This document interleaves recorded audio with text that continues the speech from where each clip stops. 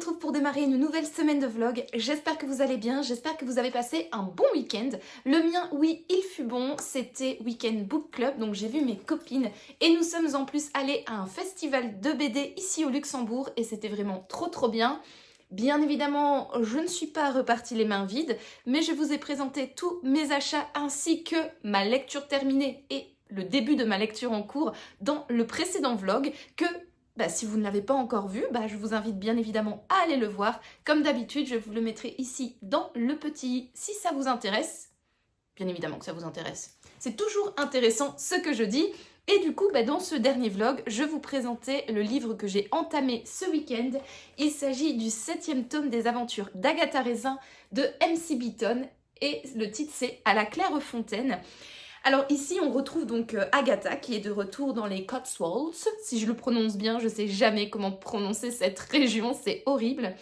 Et en fait, dans le village juste à côté de celui dans lequel elle habite, il y a un homme qui va être retrouvé mort, la tête dans une fontaine. Et on va apprendre que cet homme faisait en fait partie de l'équivalent du conseil communal, conseil échevinal du village voisin. Et que ce conseil était un petit peu divisé entre deux groupes, entre les partisans du pour et les partisans du contre, parce qu'il y avait une compagnie des eaux qui souhaitait en fait récolter l'eau d'une fontaine du village pour la commercialiser. Et en fait cette eau apparemment, donc elle est issue d'une source qui... je pense le siècle d'avant, a été dérivée par une habitante du village. Ils ont construit une fontaine avec une tête de mort qui crache du coup l'eau de cette source et apparemment cette eau serait véritablement extrêmement bonne. Les gens viendraient de loin pour prendre cette eau en bouteille pour faire le thé, etc. Enfin bref, c'est une eau pure, minérale et une société a envie de la commercialiser et de faire du coup de l'argent dessus. Et le conseil communal de ce village est partagé entre ceux qui sont pour que la compagnie des eaux vienne s'approvisionner à la source et vende cette eau, et ceux qui sont contre parce que du coup ça voudrait dire que le village perdrait un petit peu de son charme parce que des grands camions citernes viendraient tous les jours pour récolter l'eau, etc. Et que du coup ça ferait... mauvais genre dans le village, dans le sens où ils ont pas besoin de ça, c'est un petit village des Cotswolds et donc du coup ils ont envie d'avoir leur paix et en plus potentiellement les Américains qui voudront acheter cette eau viendront dans le village et la paix qui y règne, le calme en tout cas serait un petit peu perturbé par l'affluence de touristes, etc. Bref, donc vous l'aurez compris, des personnes qui sont pour la commercialisation de cette eau, des personnes qui sont contre, et le monsieur qu'on a retrouvé assassiné, c'était un petit taquin, c'était un petit coquin, parce qu'en fait, lui voulait garder son vote secret jusqu'à la fin, et donc du coup, ce n'est pas pour arranger les affaires de Agatha Raisin qui va se mettre à enquêter sur ce meurtre, et donc elle va... aller frapper à la porte de toutes les personnes qui composent ce conseil communal et chevinal, enfin ce conseil de village, et va, comme d'habitude, mener l'enquête pour découvrir qui est le meurtrier de ce monsieur. Alors, ça faisait quand même un bail que je n'avais plus lu d'Agatha Raisin. Il me semble que la dernière fois que je l'avais lu, c'était il y a plus d'1 an. C'était au tout début de mes vlogs, je pense. Je vous mettrai les vlogs ici dans le petit, si ça vous intéresse, d'avoir mon avis sur le tome 6 qui était Vacances touristes, où Agatha cette fois était à Chypre et non plus en Angleterre. Là elle est de retour en Angleterre et j'avoue pour mon plus grand plaisir parce que j'adore en fait cette ambiance de petit village anglais où tous les habitants se connaissent, où il y a des petites décidément je reprends, où il y a des petits commérages, où il y a des commères, où il y a des personnes qui n'ont pas bon caractère et donc qui se disputent, notamment avec Agatha Raisin, parce que Agatha Raisin a un caractère de cochon. Moi, je la trouve extrêmement drôle, j'adore ce personnage. Il est exécrable de temps en temps, mais je sais pas pourquoi, moi je m'y attache quand même grandement. Et c'est vrai qu'à chaque tome, j'ai l'impression qu'Agatha se dispute avec quelqu'un de son village, mais je trouve que ça crée ça crée du piment à l'histoire, c'est extrêmement drôle, moi j'aime bien. J'aime bien cette ambiance, on est dans un cozy mystery, donc bien évidemment le meurtre et l'enquête sont passe en fait au deuxième plan, on est un peu plus dans la vie d'Agatha Raisin, dans la vie de ce village, dans les déboires qu'Agatha Raisin peut avoir, notamment avec son voisin James, hein, elle est amoureuse de James, mais James n'a pas un comportement très adéquat avec elle. Honnêtement, c'est l'une des seules choses en fait qui m'énerve un petit peu dans cette saga, c'est qu'Agatha perd un petit peu de son caractère de cochon, de son tempérament de femme forte, dynamique, qui n'a besoin de personne pour lui dicter sa vie, voilà, pour faire quoi que ce soit. Et dès qu'elle est en face de James, elle perd un petit peu ce caractère, ça devient une femme en pamoison devant cet homme qui la traite véritablement comme de la merde, hein, disons les choses clairement. Et c'est un peu chiant en fait de voir cette relation malsaine qui s'installe. On a envie de secouer Agatha et qu'elle arrête en fait de courir après James parce que déjà il n'en vaut pas la peine. Ce mec, ça a l'air d'être un... Comment dire pour ne pas faire de grossièreté? Ça a l'air d'être un con. Voilà, c'est un mot grossier mais moins fort que celui que je voulais dire au début. Vraiment, il est chiant en fait. Et voilà, c'est le seul point négatif que je trouve à cette saga de Cozy Mystery. Moi j'aime bien Agatha Raisin, j'aime bien m'y plonger de temps en temps, je trouve que l'ambiance est toujours agréable, j'aime bien la plume d'M.C. Beaton, j'aime bien l'humour qu'elle place par-ci par-là, que ce soit dans le caractère de cochon d'Agatha Raisin ou dans les situations parfois un petit peu burlesques dans lesquelles elle peut se fourrer. Moi ça fait totalement le taf. Après il faut pas oublier aussi que ces romans ça date, hein. Celui-là je pense qu'il a été... édité, oui, à la fin des années 90, donc en 1998. Donc c'est clair que voilà, c'est une autre époque, un autre humour, une autre manière de voir les choses et la société. C'est vrai que parfois il y a des propos qui sont un petit peu borderline au niveau des différentes minorités, que ce soit religieuses, ethniques ou d'orientation sexuelle, tout simplement. C'est vrai que parfois on se dit waouh, ça pourrait plus être écrit de nos jours, ce genre de commentaires. Mais voilà, c'est un roman quand même à replacer dans son époque. Et moi, ça fait honnêtement, moi, ça fait totalement le taf, quoi. Je passe un excellent moment. J'ai lu... Où est mon marque-page? Je suis au chapitre 7, à la page 177 sur 284, si je ne dis pas de bêtises. Ouais, c'est ça, sur 284. Donc j'avance quand même relativement rapidement dans ce roman. C'est vrai que les Agatha Raisin, moi j'ai toujours un peu de mal à... Enfin, un peu de mal à les lire. Non, enfin oui et non, comme dirait mon compatriote Guillaume. En fait, j'ai pas de mal à les lire parce que je trouve que l'histoire est toujours intéressante. Enfin, j'aime bien en fait d'être dans un Agatha Raisin, même si tous les tomes ne se valent pas. Je prends quand même toujours beaucoup de plaisir et je les lis quand même toujours assez rapidement en un sens, mais pas trop rapidement non plus parce que les chapitres sont longs. Et ça, je trouve aussi que c'est un des défauts de ces romans. C'est que souvent les chapitres font une bonne vingtaine de pages. Là, le chapitre 6, par exemple, c'était de la page 155 à 177, donc 22 pages. Je trouve que c'est quand même un peu long, d'autant plus que les pages sont bien remplies, hein, comme vous pouvez le voir. Voilà, il n'y a pas des pages vides, c'est du texte, du texte, du texte. Et c'est vrai que le soir, quand j'ai envie de me plonger dans le livre, j'ai forcément pas envie de m'arrêter en plein milieu d'un chapitre. Et donc du coup, je traîne. Et très souvent, voilà, je ferme un petit peu les yeux et je tombe un petit peu de sommeil devant. Donc c'est vrai que c'est des livres que je mets quand même un certain temps à lire à cause de la longueur des chapitres. Mais là, pour une fois, je trouve que j'avance assez rapidement. Après, voilà, c'est pas de la grande littérature. Les phrases ne sont pas alambiquées. C'est sympa, quoi. La plume est sympa, l'histoire est sympa, l'univers est sympa, les personnages sont cool. Donc du coup, ça se laisse lire. Et c'est vrai que là, pour le coup, je trouve que j'avance quand même relativement vite dans ce livre. Et j'ai hâte de le terminer, j'ai hâte de connaître l'identité du coupable. Parce que là, je me laisse complètement porter pour une fois. C'est vrai que d'habitude, j'aime bien mettre mes petites cellules grises en action. J'aime bien essayer de deviner qui est le meurtrier, essayer de trouver des indices dans la narration, etc. Là, je suis pas dans le mood. Je suis pas dans le mood détective.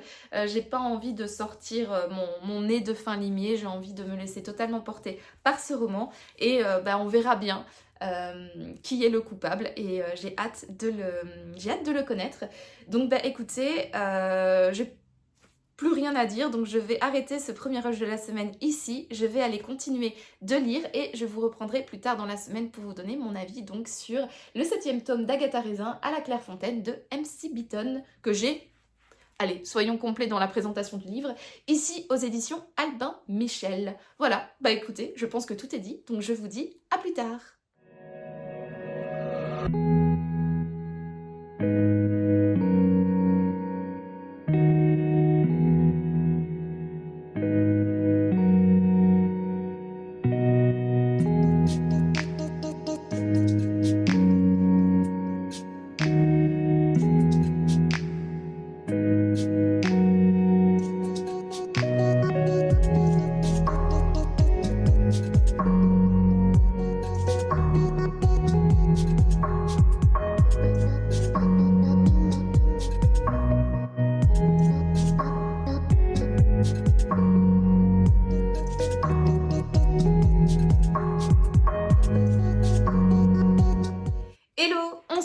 On est samedi et je viens vous faire un update lecture parce que depuis la dernière fois que je vous ai pris, j'ai terminé le 7e tome de Agatha Raisin à la Clairefontaine et franchement c'était trop bien, j'ai beaucoup aimé cette histoire.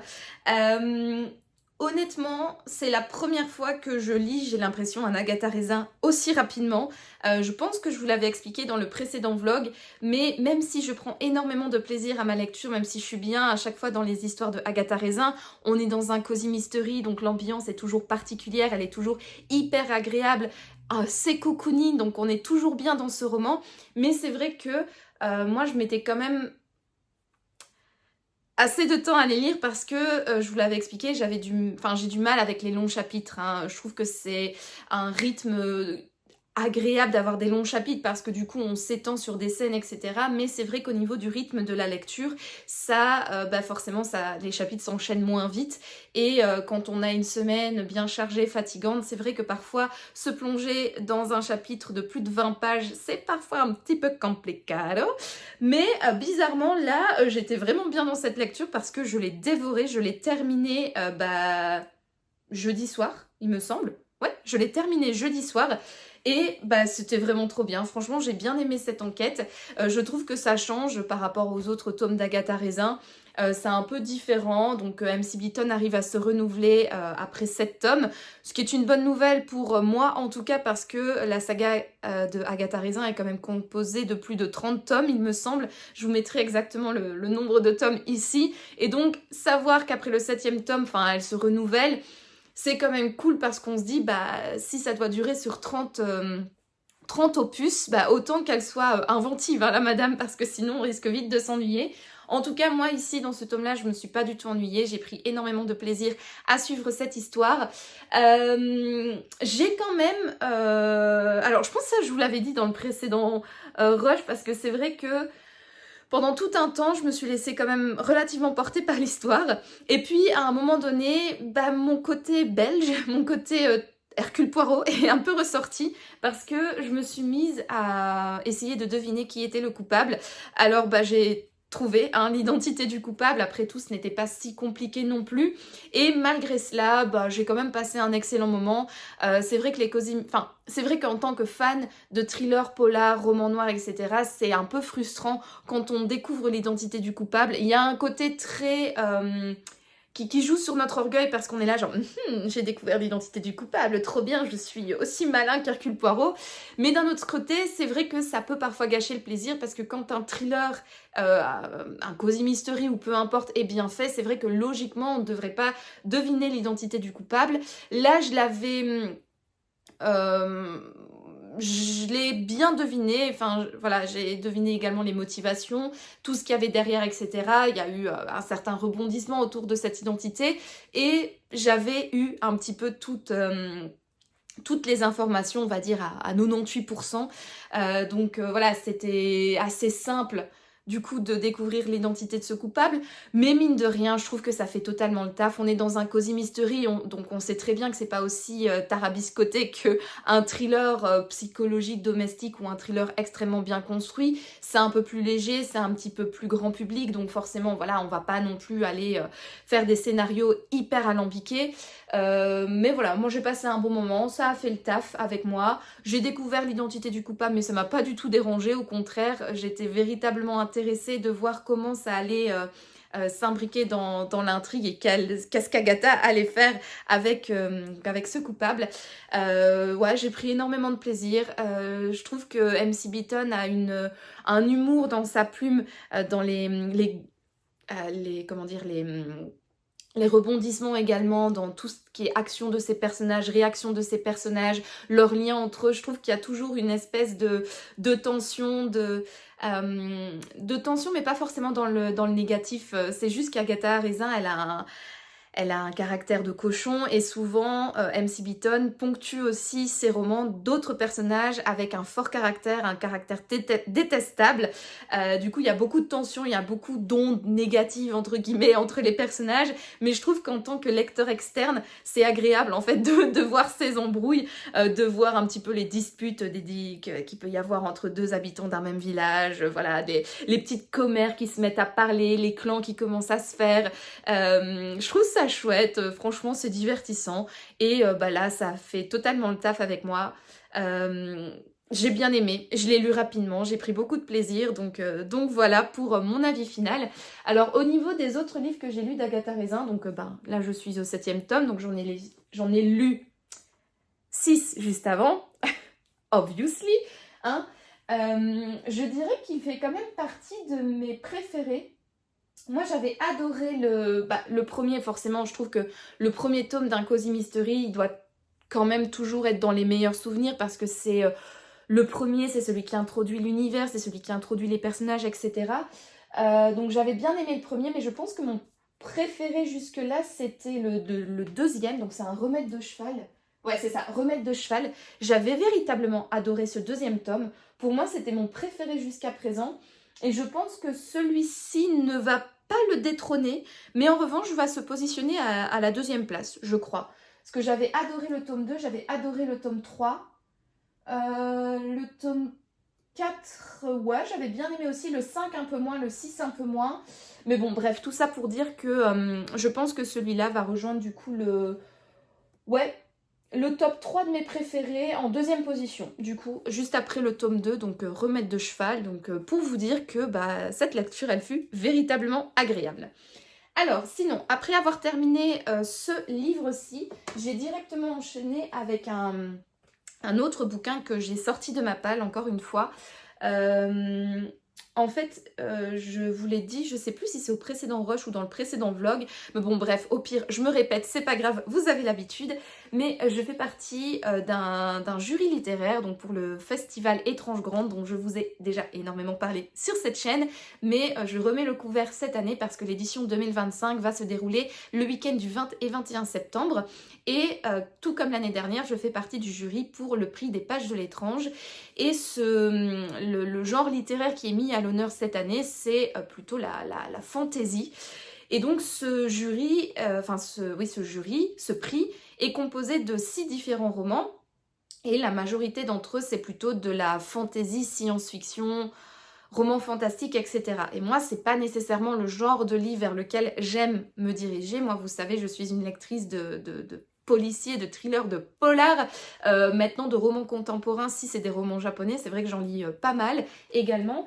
Et donc, j'avais pas trop envie de me plonger dans un genre... voilà, je me suis dit, je vais lire quelques livres de ma palle avant et je me plongerai la semaine prochaine dans le livre du jury. En plus, mon mari m'a piqué mon Kindle, figurez-vous, lui qui ne lit pas, ou très peu, a décidé de lire des livres et donc, comme il a la flemme d'aller les acheter, ce que je peux le comprendre parce qu'il ne sait pas s'il va les terminer, hein. Donc autant les télécharger et les mettre sur ma Kindle. Et comme les autres livres, enfin comme tous les livres d'ailleurs à lire pour le jury sont également sur ma Kindle, il y a un petit problème technique, un petit problème de logistique là pour l'instant, parce que du coup le soir quand on se couche et qu'on veut lire tous les deux, eh bien, on n'a qu'un Kindle. Donc, je lui laisse pour l'instant et je reprendrai, je pense, la lecture des livres pour ce prix littéraire la semaine prochaine parce qu'il faut quand même que j'avance, il faut quand même que je les lise tous pour pouvoir donner mon top 3 et ainsi voter pour mon préféré.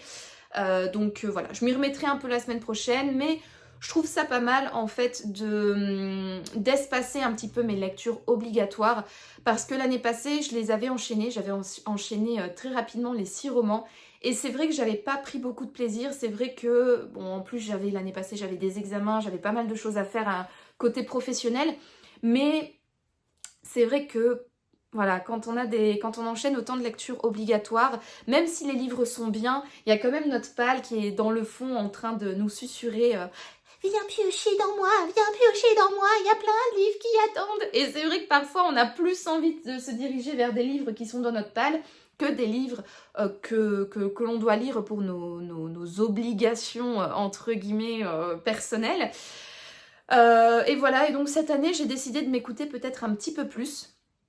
On est quoi aujourd'hui? On est le 25, ouais, attendez, lundi c'est le 28, parce que c'est l'anniversaire d'un de mes amis, donc 27, 26. On est le 26 aujourd'hui, donc j'ai encore 2 mois, en gros, un peu moins de 2 mois pour lire les 4 livres qui me restent pour ce prix.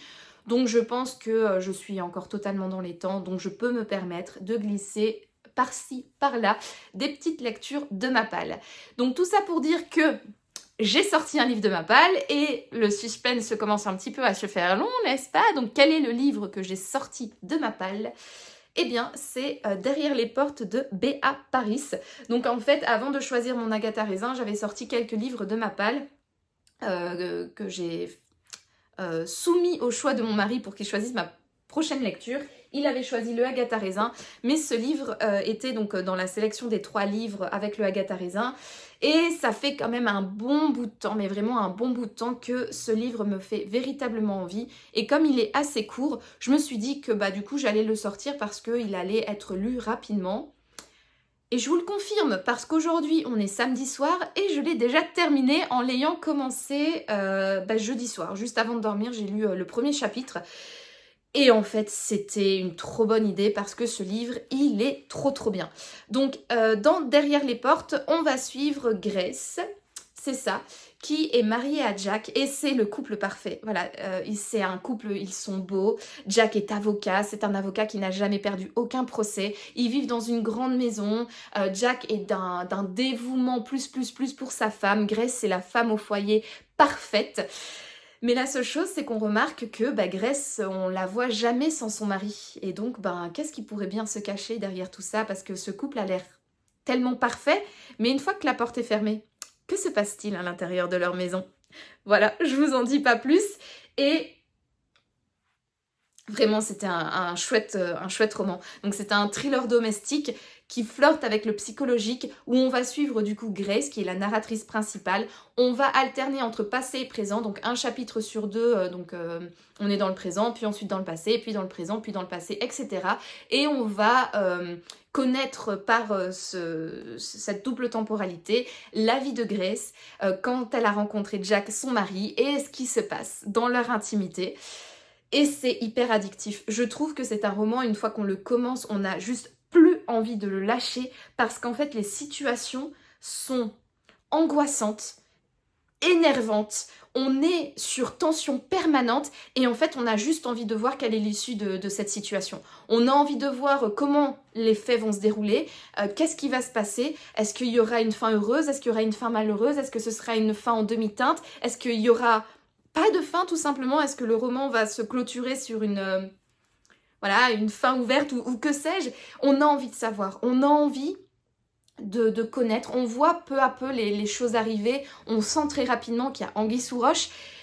Et en fait, mine de rien, il y a cette curiosité un petit peu morbide où on se dit « qu'est-ce qui se passe? Est-ce que ceci, est-ce que cela ?» Et donc du coup, on tourne les pages avec avidité pour connaître les tenants et aboutissants de cette situation. Et clairement, ben là, hier soir, donc après avoir terminé ma journée, je me suis plongée dans le roman, je l'ai lu avec grande avidité jusque très tard le soir. Et ce matin, en me réveillant, je n'avais qu'une envie, c'était de continuer ce livre. Et donc, ben, j'ai passé toute ma matinée à le lire et je l'ai terminé. Et c'était véritablement trop bien. Ce livre-là date quand même, hein. Parce que je trouve que dans les thématiques, ça ressemble un petit peu à La femme de ménage, mais je le trouve vachement au-dessus de La femme de ménage. Et est-ce que j'en ai parlé sur cette chaîne ou pas déjà?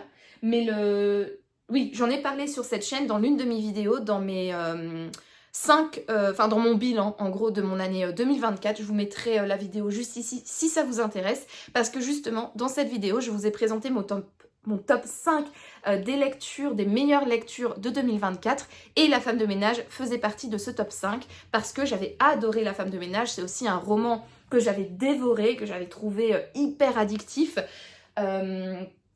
Et en fait, celui-ci, c'est un peu la même vibes, mais je trouve clairement un cran au-dessus, quoi. Vraiment, il était trop trop bien.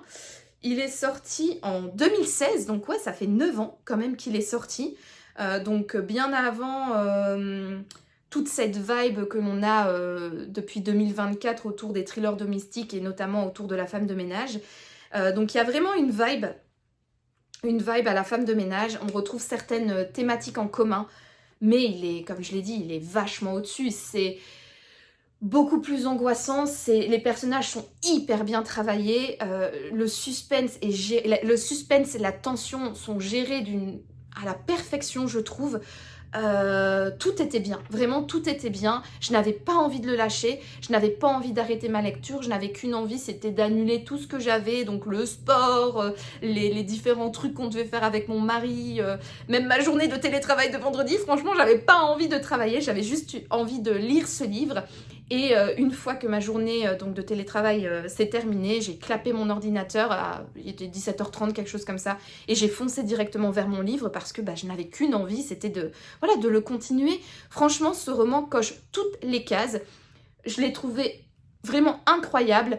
Je lui ai mis la note de 18/20 sur Livre Addict parce que vraiment, c'est une très très très très très bonne lecture. Alors, j'irai pas jusqu'à dire que c'est un coup de cœur, mais j'avoue ne pas savoir pourquoi ce n'est pas un coup de cœur. Je pense justement parce que j'ai lu La femme de ménage avant et que donc je trouve que les thématiques ont déjà été vues. C'est une construction narrative qui a déjà été vue, que j'ai déjà lu dans d'autres romans. Donc je pense que c'est pour ça que je me dis, bon il est excellent, mais il n'est pas non plus exceptionnel parce qu'il ne révolutionne pas le genre. Et je crois clairement que si je l'avais lu à sa sortie, donc en 2017, traduction française sans doute, Hugo et compagnie, 2017 pour la traduction française, donc 2018 pour sa sortie poche, hein, on va arrondir ça comme ça. Potentiellement, ça aurait pu être un coup de cœur parce qu'en 2018, je lisais pas beaucoup de thrillers de thrillers de ce genre. Non, j'avais lu La fille du train, mais c'est totalement différent. Donc j'avais pas lu de thriller de ce genre en 2018. Donc clairement, je pense que si je l'avais lu à l'époque de sa sortie en poche, à cette période, quoi, ça aurait pu véritablement être un coup de cœur. Mais ça n'en reste pas moins que je trouve que c'est un excellent roman. Et franchement, si vous aimez bien les ambiances angoissantes, si vous aimez bien vous énerver sur des personnages, si vous aimez bien des situations stressantes, si vous aimez bien les thrillers domestiques avec une pointe de psychologie, franchement, foncez et allez découvrir Derrière les portes de Béa Paris parce que c'était véritablement un super roman. Et je pense... Enfin non, je ne pense pas. Là, je suis sûre qu'il est dans mon top 5 des meilleures lectures de l'année. Pour l'instant, j'ai 3 coups de cœur. 3 coups de cœur cette année. Ouais, 3 coups de cœur. Et celui-là, du coup, il est donc à la 4e place. À la 4e place, pardon. Donc juste après mes 3 coups de cœur. C'est l'une des meilleures lectures que j'ai faites cette année. Franchement, trop trop bien. Roman incroyable, donc je vois pas ce que je peux dire de plus en fait pour vous convaincre. Lisez-le, tout simplement, franchement, allez-y. Et alors, si j'ai un conseil à vous donner, essayez de le lire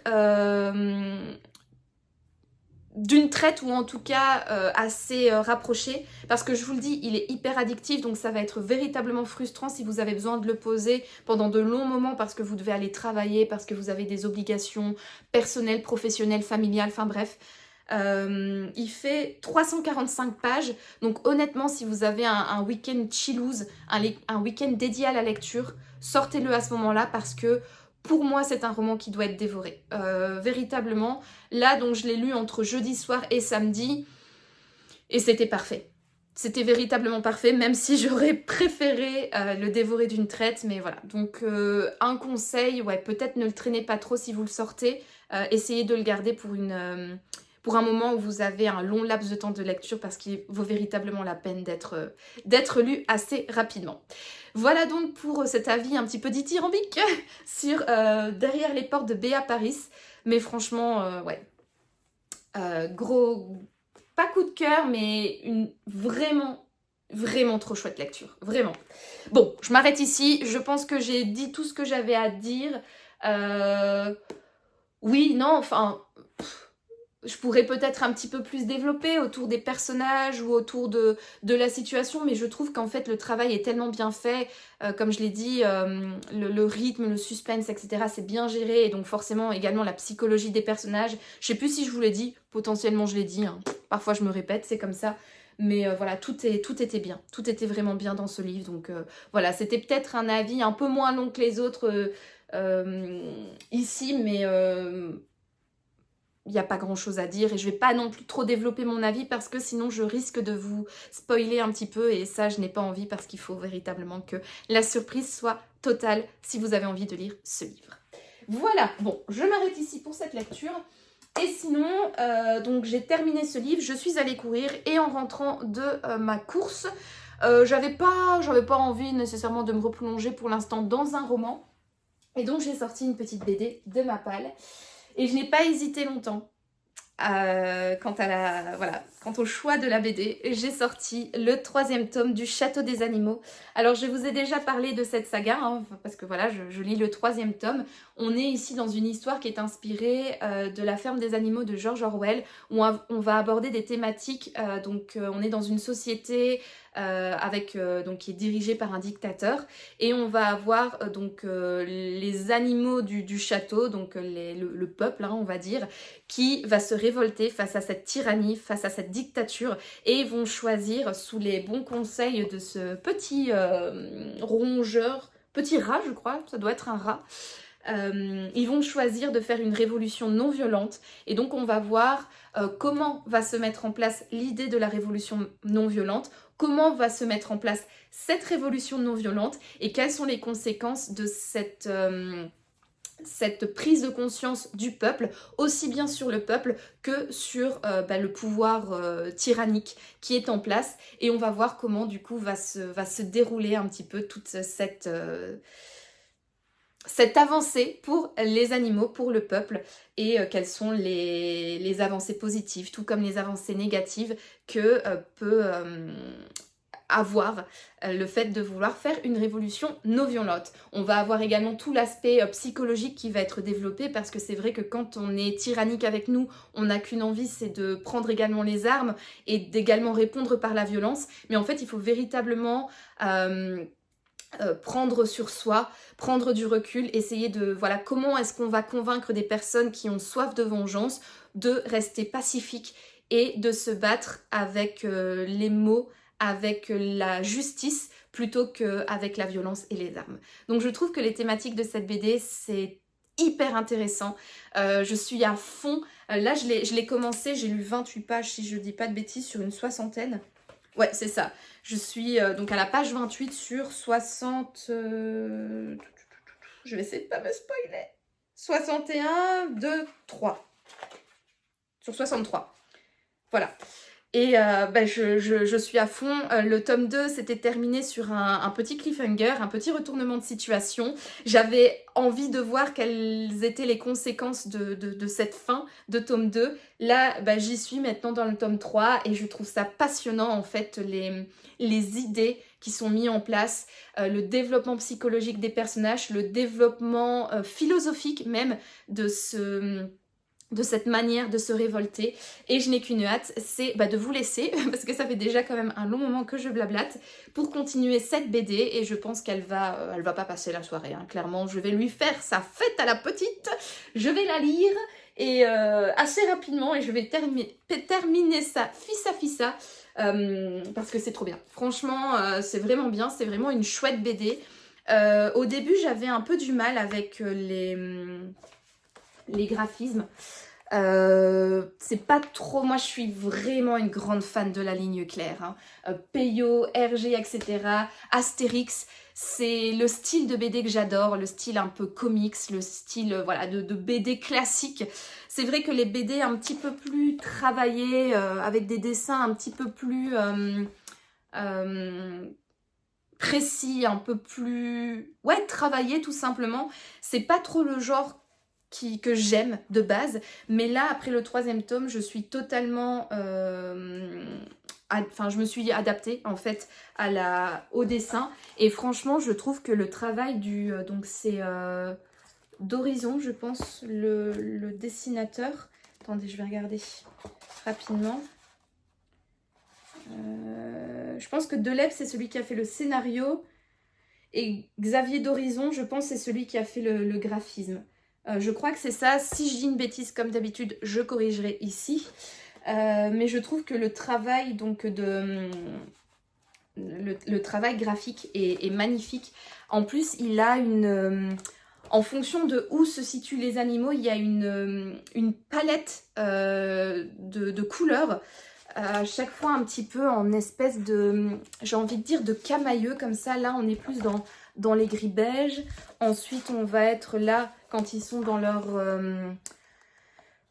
c'est quoi? C'est le grenier, c'est le dortoir. Enfin bref, là où ils se réunissent, c'est toujours un peu dans les tons brun orangé comme ça, un petit peu plus chaud.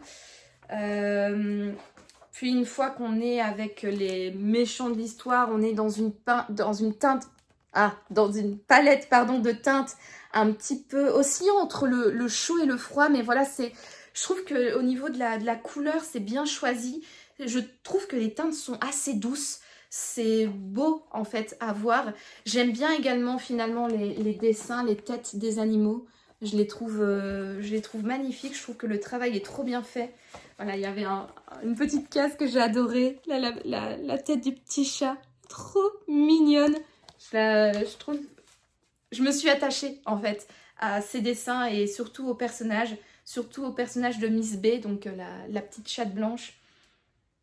Ouais, je trouve ça vraiment, je trouve que c'est un très très beau travail au niveau du graphisme, au niveau de la mise en page aussi, de l'enchaînement des cases, l'enchaînement de l'intrigue. Je trouve que c'est vraiment une chouette BD.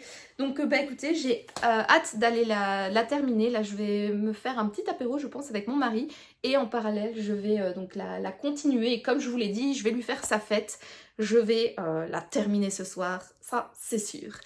Du coup, je vous reprendrai soit demain, soit lundi pour vous donner mon avis final et clôturer ce vlog. Donc je vous dis à plus tard.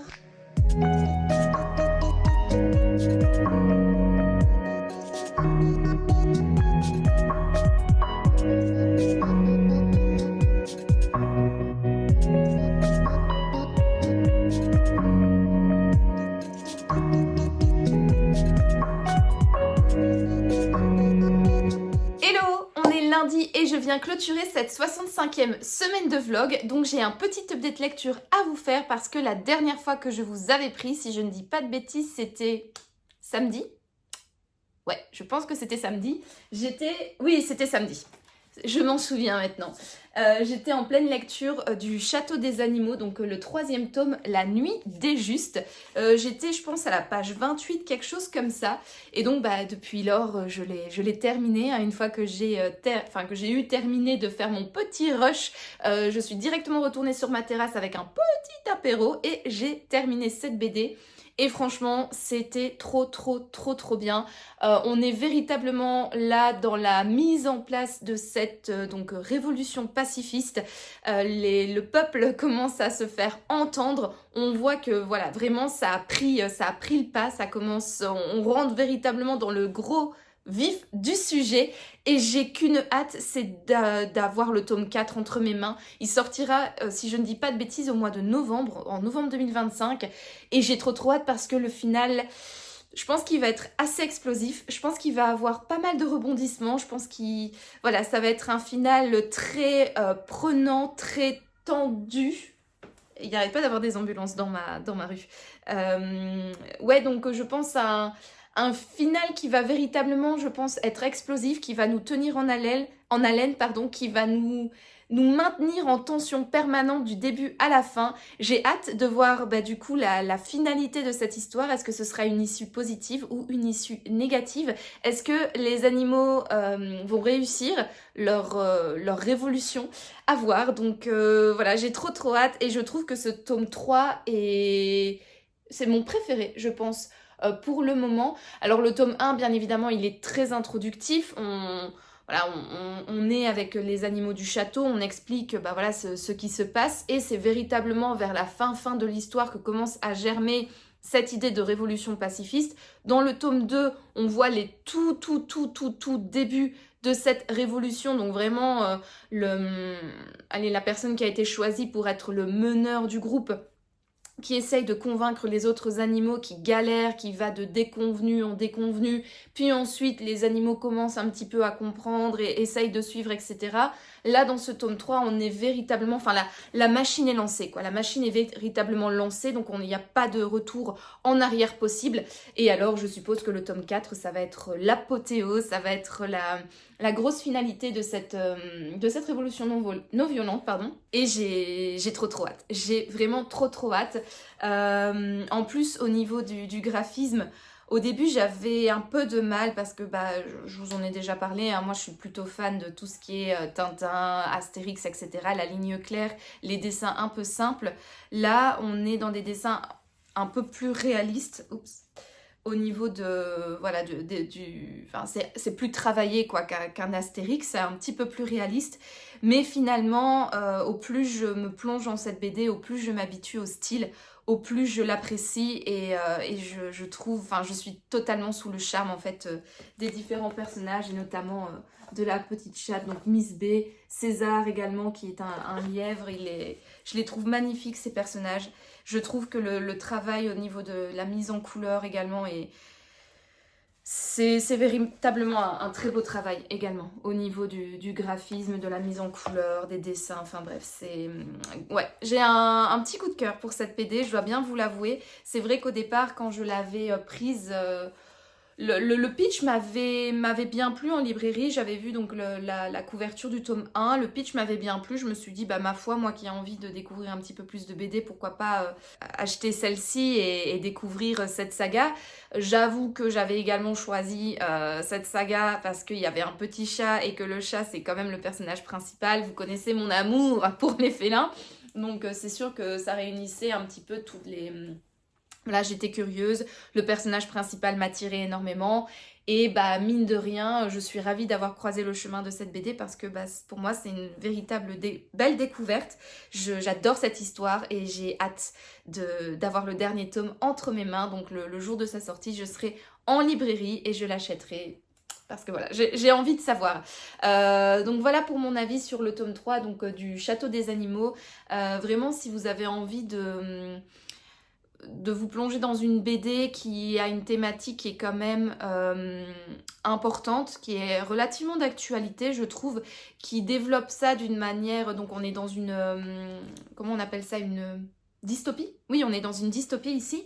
Mais ça aborde des thématiques qui sont totalement actuelles, qui sont hyper importantes, qui ont fait l'objet de l'histoire avec un grand H, pardon, et qui continueront à faire l'objet de cette histoire avec un grand H. Et donc c'est un sujet quand même relativement sérieux, mais abordé d'une manière légère, si j'ai envie de dire, vu que là on est avec des animaux, on n'est pas avec des humains, donc forcément ça décale un petit peu la gravité de la situation et je trouve que les messages qui sont lancés dans cette BD. Les thématiques abordées, je les trouve hyper intéressantes. C'est véritablement chouette. Donc si vous avez envie d'une BD à la fois légère mais également profonde au niveau des thématiques, honnêtement, je ne peux que vous recommander Le Château des Animaux.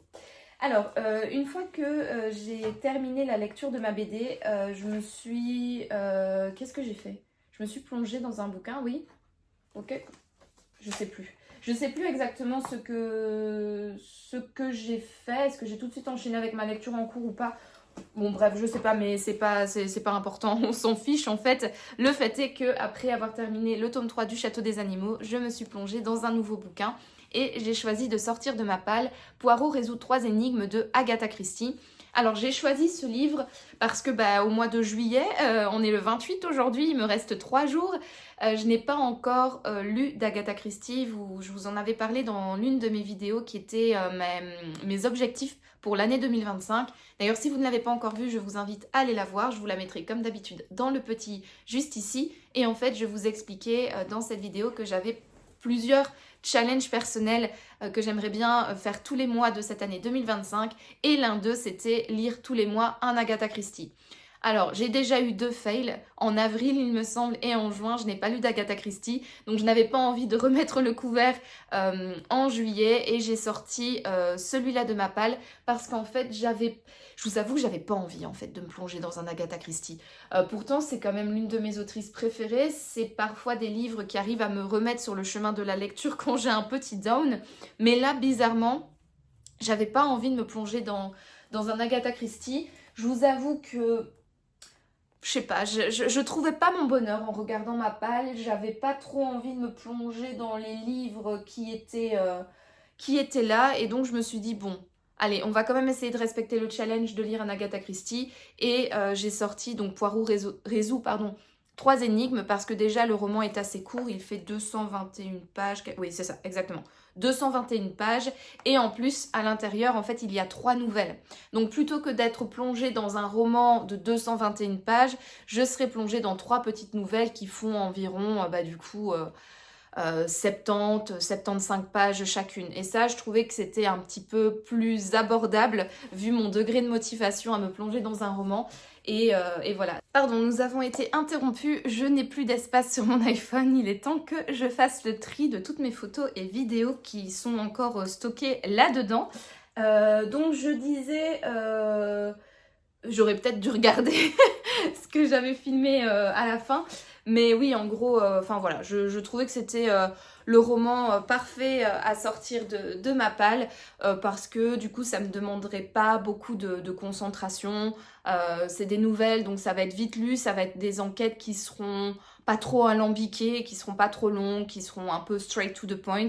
Et c'est ce que j'avais envie, ou en tout cas, je me suis dit en sortant ce livre de ma palle, c'est celui qui me fera passer peut-être le meilleur moment lecture, voilà, parce que je sais pas pourquoi, dimanche, j'avais pas nécessairement envie de lire, j'avais pas nécessairement envie de me plonger dans un roman, donc voilà, écoutez, c'est comme ça, hein, les humeurs parfois ça varie. Et je dois dire que mine de rien, malgré un choix un petit peu par défaut, entre guillemets, hein, j'ai bien choisi ce livre, parce qu'en fait, je prends du plaisir. Donc ce roman est composé, je vous l'ai dit, de 3 nouvelles. J'en ai lu 2,5, je suis à la page 100 sur 121. Je viens de commencer la... Oui, non, peut-être pas 2,5, non, qu'est-ce que je raconte? Pas 2,5, j'en ai... Oh, dites, j'en ai lu une à un tiers, on va dire. Voilà, j'ai terminé la première nouvelle hier soir. Et ma foi, écoutez, c'était pas mal. C'était Poirot qui était donc en compagnie de l'inspecteur Japp. Ils ont été appelés sur une scène de suicide. Une dame s'est suicidée. Et du coup... voilà, Poirot mène l'enquête et il s'est passé ce qui s'est passé et c'était extrêmement intéressant. On retrouve là le Hercule Poirot qui... avec des tout petits indices, arrive à remettre le puzzle en ordre et c'était véritablement chouette. Franchement, c'était divertissant. Et ici, dans cette deuxième nouvelle, on est à la campagne dans un énorme manoir où on a le ministre de l'armement, quelque chose comme ça, qui s'est fait voler les plans d'une arme, je pense, d'une arme secret défense, voilà. Et donc du coup c'est un petit peu la panique à bord parce qu'il ne faut pas que ce vol s'ébruite et il faut absolument retrouver les plans de cette arme slash matériel de guerre. Et donc bah du coup on fait appel à Hercule Poirot pour retrouver le voleur et retrouver les plans. Et franchement, ouais, ça fait le taf. D'ordinaire, je suis pas trop fan du format nouvelle chez Agatha Christie. Parce que je trouve que c'est un peu trop rapide. Moi j'aime bien quand on est avec Hercule Poirot prendre le temps, véritablement enquêter, se faire mener à la baguette en fait entre les différents suspects, etc. Mais là pour une fois j'avais pas envie d'un roman long, j'avais envie justement d'un roman un peu plus rapide, enfin d'une enquête un petit peu plus rapide. Et bah là voilà, ça, franchement ça fait le taf avec moi en tout cas. Donc voilà, écoutez, pour mon avis pour l'instant sur donc Poirot résout 3 énigmes, qui est un recueil de 3 nouvelles de Agatha Christie. Et voilà, c'est sur cette avis lecture que je clôture cette 65e semaine de vlog. Je vous remercie d'avoir regardé cette vidéo. Si elle vous a plu, n'hésitez pas à me laisser un petit pouce bleu ainsi qu'un commentaire pour me dire ce que vous en avez pensé et si vous aussi vous avez lu les livres que je vous ai présentés dans cette vidéo. N'hésitez pas également pour me soutenir à vous abonner à ma chaîne, c'est très important. Abonnez-vous s'il vous plaît. Et ben, en attendant de vous retrouver dans un prochain vlog, moi je vous souhaite comme toujours de passer une excellente journée, une excellente soirée ou une excellente nuit, peu importe. Et je vous dis à bientôt pour de nouvelles aventures livresques. Ciao!